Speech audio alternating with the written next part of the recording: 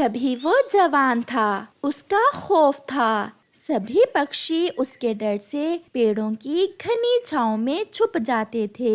वो था गर्मी का मौसम। और फिर एक दिन पूर्व से ठंडी हवाएं आती हैं, जिन्हें देख वो गर्मी का मौसम घबरा जाता है और वो कमजोर हो जाता है। इतना कमजोर कि वो खुद से चलकर अपने घर भी ना जा सकता था। वो गिर जाता है। कोई सुने, कोई मेरी आवाज सुने, कोई मेरी सहायता करे, कोई मुझे मेरे घर तक पहुंचा दे। कौवा गर्मी के मौसम को गिरा देख वहाँ आता है। याद करो वो दिन जब तुम जवान थे। बहुत तंग किया तुमने हमें। हम सब पक्षी भोजन लेने ना जा सकते थे। मुंह अंधेरे ही तुम आ जाते थे और हमारा जीना मुश्किल कर रखा था। अब पता चला कि कोई तुमसे भी शक्तिशाली है। वो है ठंड का मौसम। मैं कमजोर हो गया हूँ। कौवे, मेरी सहायता करो। मुझे थोड़ा सहयोग देकर ऊपर उठा दो ताकि मैं सूरज चाचा के पास अपने घर में जा सकूं। तुम मर जाओ तो ही अच्छा है। ना तुम रहोगे और ना फिर से आओगे। तुम हम पर दिया करते थे जो मैं तुम पर करूं। ऐसा कहते हुए कौवा वहाँ से चला जाता है। मैं इतना भी बुरा नहीं हूँ जो मुझे कोई पसंद नहीं करता। न जाने ये पक्षी मुझसे इतनी नफरत क्यों करते हैं। आज मैं कमजोर हूँ तो कोई मेरी बात नहीं सुनता। जब मैं ताकत में था तो सब मुझसे डरते थे। ठंडी हवाओं का शोर सुनकर गर्मी का मौसम और भी डर रहा था। वो छुपा हुआ बैठा था। जब चिड़िया वहाँ आती है। आप गर्मी के मौसम हो ना? हाँ छोटी चिड़िया, मैं ही वो मौसम हूँ जिसने आकर ठंड के जोर को तोड़ा था। मैं ही वो मौसम हूँ जो कभी बहुत शक्तिशाली था और अब मैं इतना कमजोर हूँ कि अपने घर जाने के लिए तुम सब पक्षियों का सहारा मांग रहा हूँ, परंतु कोई मेरी मदद नहीं कर रहा। आप चिंता ना करें, मैं आपकी मदद करूंगी। मैं आपको मरने नहीं दूंगी।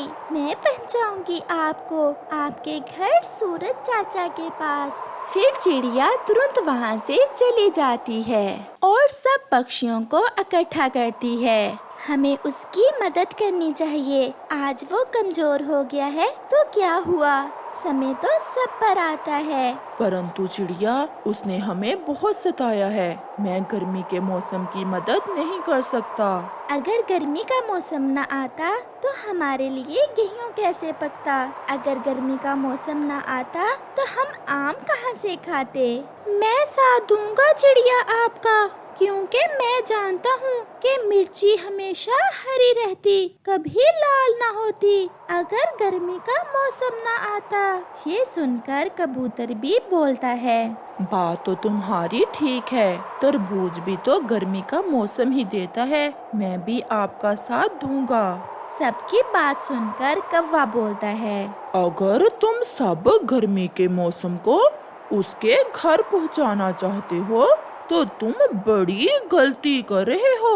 वो फिर से आएगा, तब वो पहले से भी ज्यादा शक्तिशाली होकर आएगा। वो हम सबको जला कर रख देगा। ये मौसम का आना जाना ही तो हमारी जिंदगी है। मेरी बात को समझो।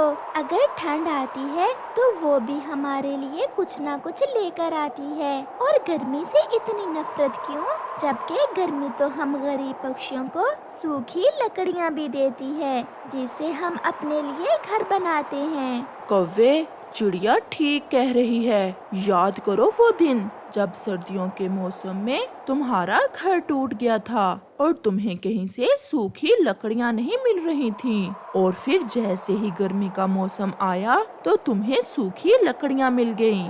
मुझे माफ करना दोस्तों, ये सब तो मैं भूल ही गया था। चलो हम सब मिलकर गर्मी के मौसम की सहायता करते हैं। हम उसे उसके घर पहुंचाने में उसकी सहायता करते हैं। वो अपनी आखिरी सांसें गिन रहा था जब सब पक्षी इकट्ठे होकर आते हैं। मैंने कहा था ना कि दोस्त, मैं आपकी मदद करूंगी। मैं अपने सब दोस्तों को ले आई हूँ और हम सब मिलकर आपको उठाएंगे और आपको सहयोग देंगे ताकि आप अपने घर सूरज चाचा के पास जा सको। क्या आप सबकी इच्छा होगी कि मैं फिर से आऊं? क्या आप फिर से मुझसे मिलना चाहेंगे? हम आपका इंतजार करेंगे क्योंकि हम जान गए हैं कि मौसम का बदलना गर्मी और सर्दी से ही हमारे जीवन में रौनक है। आपके ही कारण हमें तरह तरह के फल मिलते हैं। फिर वो सब पक्षी गर्मी के मौसम को सहयोग देते हुए ऊपर आसमान की तरफ उठाते हैं और फिर गर्मी का मौसम हवाओं के दोष पर अपने घर चला जाता है, जिसे जाता देख सब पक्षी उदास थे और गर्मी का मौसम भी रोता हुआ अपने घर जा रहा था। प्यारे दोस्तों, हर मौसम में हमारे लिए बहुत सारे फायदे हैं, इसलिए किसी भी मौसम को बुरा न समझो, हर मौसम से प्यार करो। कव्वे को पान खाना बहुत पसंद था। पहले तो उसकी पान खाने की आदत से किसी को कोई दिक्कत ना थी, परंतु अब वो पान खाकर जगह जगह थूकने लगा था, जिससे जंगल के सभी पेड़ और रास्ते गंदे होने लगे थे।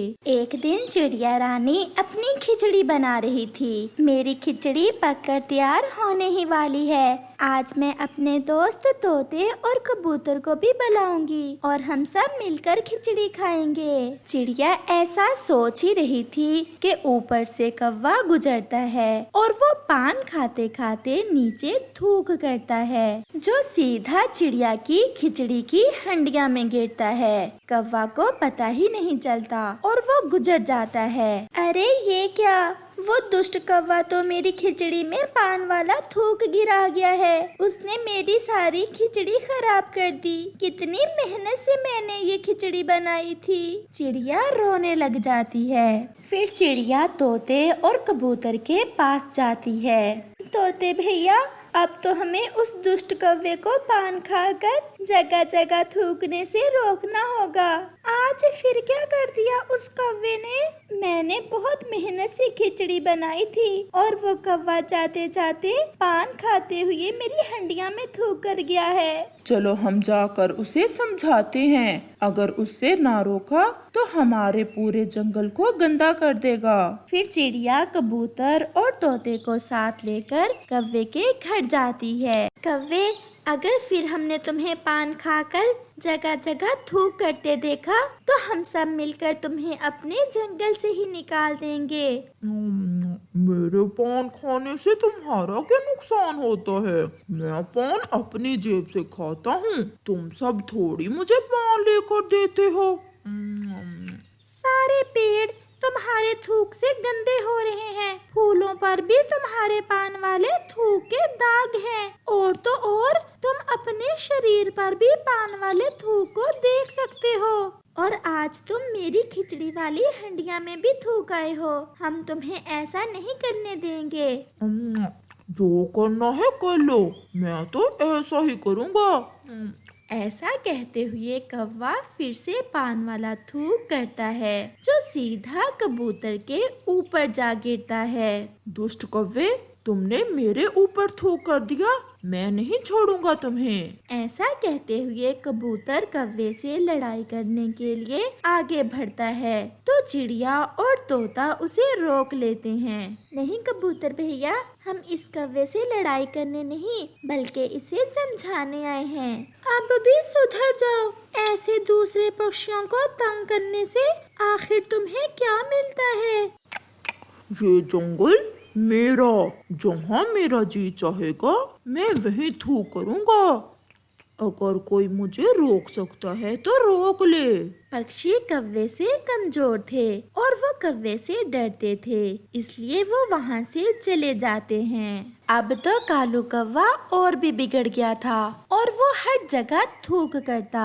वो नदी के पानी में थूक करता, वो फूलों पर थूकता और तो और वो जाते जाते पक्षियों के घरों पर भी थूक देता है। और फिर एक दिन कौवा बुलबुल की दुकान पर मीठे फूलों का रस लेने गया। वो बुलबुल की दुकान के पास खड़ा था। चील भी किसी काम से बुलबुल के पास आई। वो कौवे के पीछे खड़ी अपनी बारी का इंतजार करने लगती है।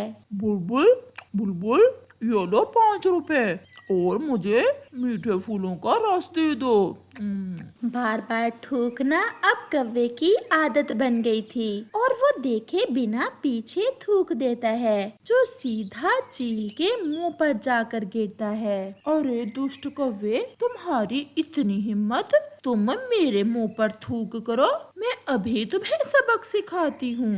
ऐसा कहते हुए चील कौवे को पकड़ लेती है और उसे मारना शुरू कर देती है। शोर सुनकर बाकी पक्षी भी वहाँ आ जाते हैं। मुझे बचाओ, कोई मुझे बचाओ, मेरे बाप की तौबा, अब अगर मैंने पान खाकर ऐसे थूक किया, एक बार चील से मुझे कोई बचा ले। फिर चिड़िया चील की विनती करती है और उसे कौवे को मारने से रोकती है। अगर ये सब दोस्त आज ना आते तो मैं तुम्हारी जान ही ले लेती। देखो दोस्तों, इस कौवे ने पान खाकर मेरे मुंह पर थूक कर दिया। चील दी, मुझे माफ कर दे, मुझे और ना मारना, मेरे पंख में बहुत दर्द हो रहा है और मैं कभी पान नहीं खाऊंगा। अगर कभी खाया भी तो ऐसे कभी थूक नहीं करूंगा। फिर कबूतर बोलता है, सब पक्षी कबूतर जैसे नहीं होते कौवे, कभी कभी चील भी मिल जाती है। अब पता चला तुम्हें? फिर कौवा सब पक्षियों से माफी मांगता है और फिर कभी पान ना खाने का वादा करता है। प्यारे दोस्तों, जगह जगह थूक करने से गंदगी फैलती है, जिससे कीटाणु फैलते हैं जो बहुत सी बीमारियों का कारण बनते हैं। इसलिए अपने माहौल को साफ रखें और ऐसा ना करें।